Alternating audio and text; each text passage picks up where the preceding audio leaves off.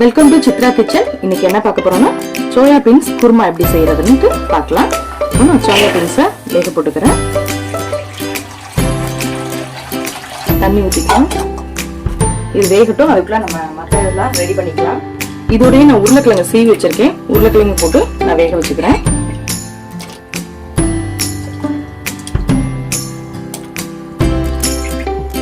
இது வெந்துட்டு இருக்கட்டும். அதுக்குள்ள நம்ம இப்ப தேங்காய் அரைச்சிக்கலாம்.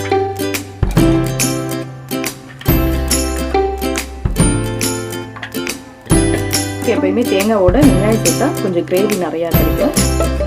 வெங்காயம் சேர்த்தா அரைச்சி எடுத்துட்டு வந்தாச்சு. இப்போ சோயா பீன்ஸ் வெந்த உடனே குருமா எப்படி வைக்கிறதுன்னு பார்ப்போம். சோயா பீன்ஸ் நல்லா வெந்துருச்சு. இப்போ நம்ம எடுத்து வச்சுட்டு குழம்பு வைக்கலாம். ஊற்றிக்கலாம்.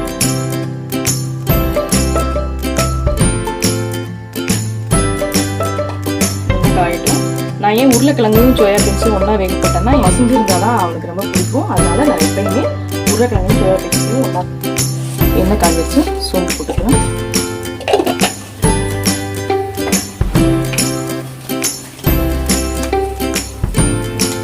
பட்டை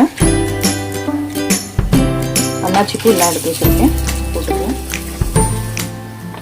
வெங்காயம் போட்டுக்கலாம்.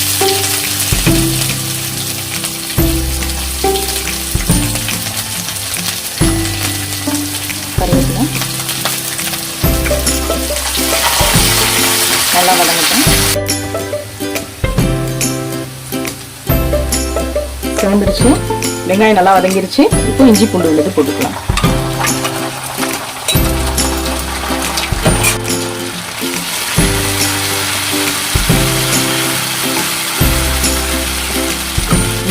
தக்காளி போட்டுக்கலாம். உப்பு போட்டுக்கலாம்.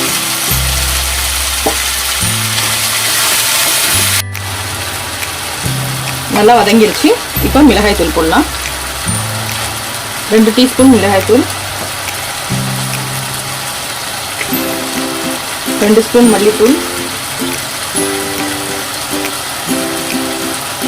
1/2 டீஸ்பூன் கரம் மசாலா, 1/4 டீஸ்பூன் மஞ்சள் தூள்.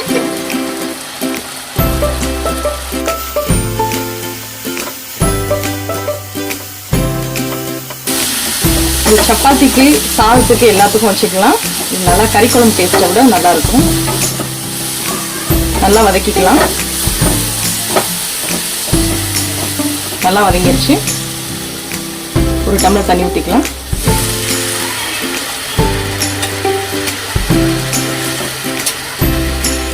நல்லா கொதிச்சிருச்சு. எண்ணெய் பிரிஞ்சு வர்றது பாருங்க. இந்த டயத்தில் நம்ம வேக வச்சேன் ஊற்றிடுவோம்.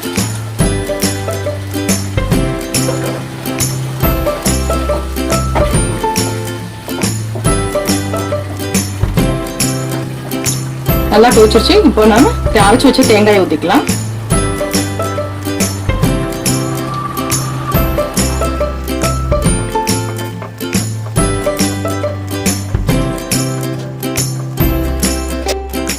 ஒரு 5 நிமிஷம் மூடி வச்சு நல்லா வேக விட்டுருவோம். அவ்வளோதான், ரெடி ஆயிடுச்சுங்க. 10 நிமிஷம் ஆயிடுச்சு. திறந்து பார்க்கலாம். ரெடி ஆயிடுச்சு. இப்போ கொத்தமல்லி தழை போட்டு அடுப்பு ஆஃப் பண்ணிடுவோம்.